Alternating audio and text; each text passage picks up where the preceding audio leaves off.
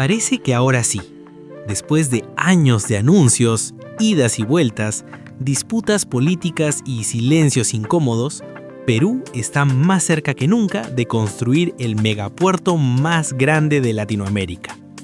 No está en Lima, no está en el norte, está en el sur, en Corío, Arequipa. Y no estamos hablando de un puerto más, estamos hablando de un hub logístico continental, capaz de recibir los buques más grandes del planeta, mover millones de toneladas al año y competir cara a cara con los gigantes del Pacífico. Pero como todo proyecto grande en el Perú, avanza entre decisiones técnicas y modelos de desarrollo distintos, y hoy lo vamos a ver a detalle.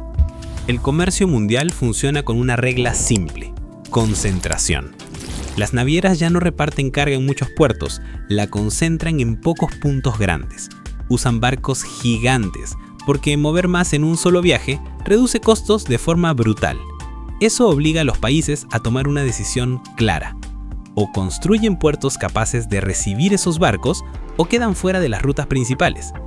Cuando un país construye un megapuerto, no está apostando al desarrollo, está asegurando que el comercio global no lo esquive. Los puertos que no se adaptan pierden tráfico, pierden inversión y terminan relegados a mercados secundarios. Un megapuerto cambia el flujo. La carga empieza a pasar por ahí aunque no sea el destino final. Se descarga, se redistribuye y sigue su camino. El país cobra por ese movimiento. Ese ingreso es estable, predecible y de largo plazo. Por eso los grandes hubs logísticos del mundo no dependen de exportar más, sino de mover lo que otros producen. En América Latina, pocos países pueden darse ese lujo. La mayoría de puertos no tiene profundidad, espacio ni conectividad suficiente. Por eso el comercio transpacífico se concentra en puntos muy específicos. El que entra en esa red gana relevancia regional. El que no, queda fuera. Corío entra en esta discusión por una razón concreta: escala. Profundidad, espacio y proyección a largo plazo, no como solución local, sino como pieza regional. Eso explica por qué el proyecto no es neutro, por qué genera disputa institucional y por qué avanza entre modelos distintos. Y con eso claro, ahora sí toca ver qué se está proponiendo en Corío, quién lo impulsa y por qué el camino elegido importa tanto como el puerto mismo. Veamos más de cerca la situación de Corío. El megapuerto de Corío avanza por dos carriles distintos, uno público, uno privado. Eso explica todo el conflicto. El gobierno regional de Arequipa impulsa el proyecto bajo una asociación público-privada. Busca que el Estado participe en la planificación y control del puerto. Bajo ese enfoque, en noviembre de 2025 se firmó un convenio entre el gobierno regional, Proinversión y el Ministerio de Transportes y Comunicaciones para desarrollar el megapuerto de las Américas Corío. En ese acuerdo se reservaron 15.947 hectáreas para el proyecto. Es una apuesta grande y de largo plazo. En paralelo, existe un proyecto distinto, totalmente privado. El consorcio Hub Corío Megapuerto del Sur recibió autorización del Poder Ejecutivo para desarrollar el puerto sin esquema APP. Asume el riesgo técnico, financiero y operativo. El consorcio está liderado por el almirante en retiro César Celada y lo integran LIT Arquitectura, Ingeniería y Construcción y Beton Terra Ingenieros. Este consorcio no aparece de la nada. Lleva casi 2 años realizando estudios técnicos exigidos por la Autoridad Portuaria Nacional. En agosto de 2025, ese avance se detuvo. La Autoridad Portuaria Nacional suspendió la viabilidad técnica temporal otorgada al consorcio. El motivo fue un reclamo del gobierno regional. El estudio de demanda aún no estaba concluido. Sin estudio de demanda aprobado, no existe justificación para un puerto de esta escala. La suspensión fue técnica, no política. Mientras el proyecto privado quedaba en pausa, el Estado avanzó con el esquema APP. Pero el proceso no terminó ahí. En diciembre de 2025, la Autoridad Portuaria Nacional levantó la suspensión al consorcio privado.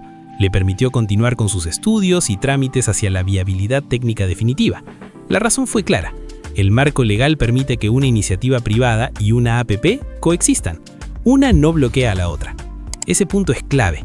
La propia Autoridad Portuaria Nacional señaló que la habilitación portuaria privada es más eficiente para el Estado. Menos costos de supervisión, menores cargas administrativas, plazos más cortos. El privado ejecuta, el Estado regula. Con la suspensión levantada, el consorcio retomó el proceso técnico completo. Según César Celada, el plan maestro ya fue presentado. El estudio de demanda, Luego de 19 meses de evaluación, fue aprobado. Con ese requisito cumplido, el proyecto volvió a estar habilitado técnicamente. Ahora, el foco está en el siguiente paso, el estudio oceanográfico. Este estudio define si el puerto puede construirse y operar sin riesgos. Analiza corrientes, mareas, oleaje y profundidad. No es un trámite, es el filtro final antes de la viabilidad definitiva. El consorcio sostiene que el lecho marino frente a Corío alcanza 26 metros de profundidad. Esa cifra permite operar buques de hasta 30.000 contenedores. Es una capacidad superior a la de otros puertos del país. Para comparación directa, el puerto de Chancay opera alrededor de los 18 metros. La diferencia es técnica y operativa. Más profundidad significa barcos más grandes. Barcos más grandes significan menos escalas y menores costos por contenedor. Eso define si un puerto entra o no en las rutas principales. El estudio oceanográfico tomará alrededor de 6 meses. Si se cumple el cronograma, la viabilidad técnica definitiva se presentaría entre julio y agosto de 2026. La Autoridad Portuaria Nacional tendría luego entre 3 y 4 meses para evaluar y decidir. En paralelo al avance técnico, el proyecto avanza en financiamiento. La inversión estimada para la construcción del megapuerto es de $2.000 millones, ejecutados por fases. El consorcio ya ha incorporado inversionistas estratégicos, incluyendo una empresa de Estados Unidos. Además, busca sumar una gran transnacional para reforzar capital y operación. El proyecto está diseñado para crecer por etapas. En su primera fase, el puerto tendría capacidad para 15 millones de toneladas. En los primeros 3 años se proyecta mover más de 1 millón de toneladas anuales. El crecimiento no es inmediato ni forzado, está ligado a la demanda real. Entre los años 12 y 15, el puerto se ampliaría progresivamente. A un horizonte de 30 años, la proyección es alcanzar cerca de 60 millones de toneladas anuales. Esa escala lo coloca como un puerto relevante a nivel continental. En cuanto a la carga, el enfoque inicial será minero. Corío complementaría a los puertos de Ilo y Matarani, absorbiendo parte del flujo del sur del país. El diseño multipropósito también permitirá exportación agroindustrial y manejo de carga de transbordo. Para que eso funcione, la conectividad es crítica. El proyecto contempla reforzar vías terrestres y ferroviarias, incluyendo conexiones hacia Brasil y otras zonas del sur. Sin conexión eficiente, el puerto pierde competitividad. Con conexión, se convierte en nodo logístico.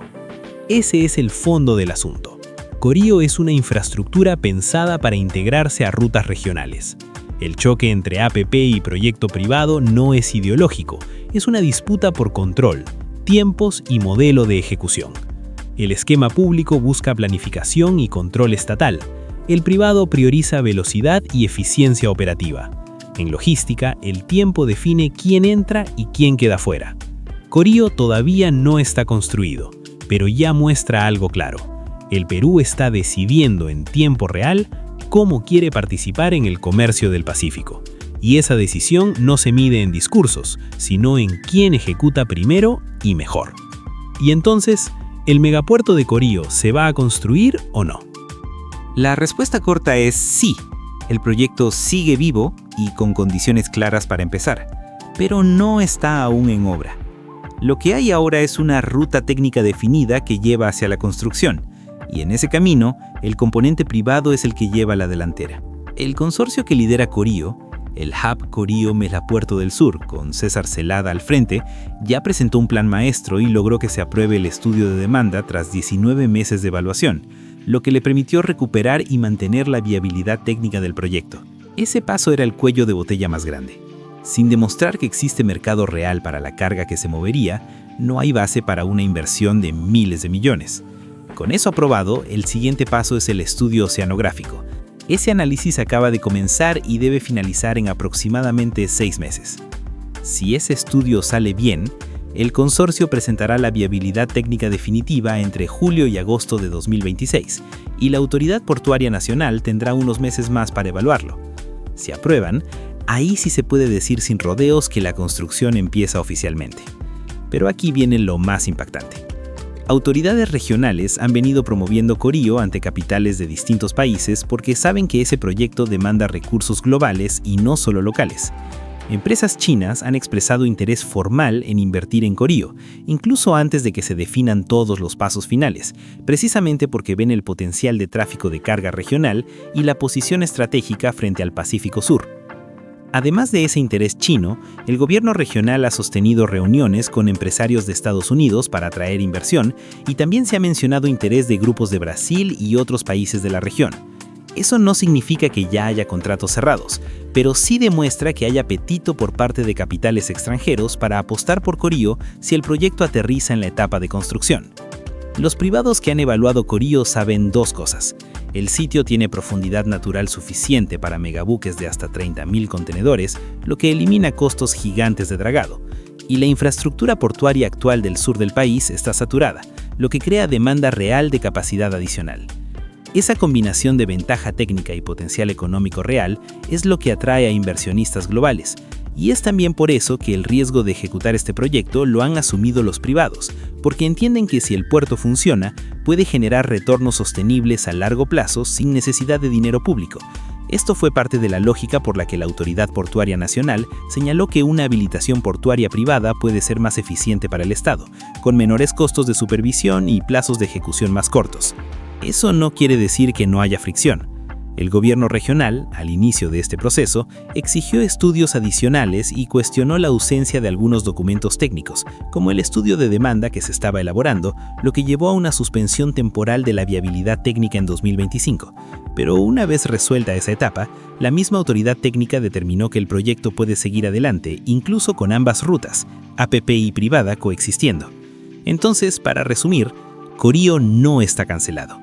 El proyecto sigue técnicamente en curso, hay interés internacional de empresarios y capitales extranjeros y locales, el riesgo principal lo han asumido los privados que creen que vale la pena entrar, la construcción depende de la aprobación final de estudios y permisos. Ese es el estado real ahora. No es si se va a construir, es qué tan rápido y con qué socios se construirá. Y esto fue todo por hoy. No olvides apoyarnos con tu suscripción y un comentario. Hasta la próxima.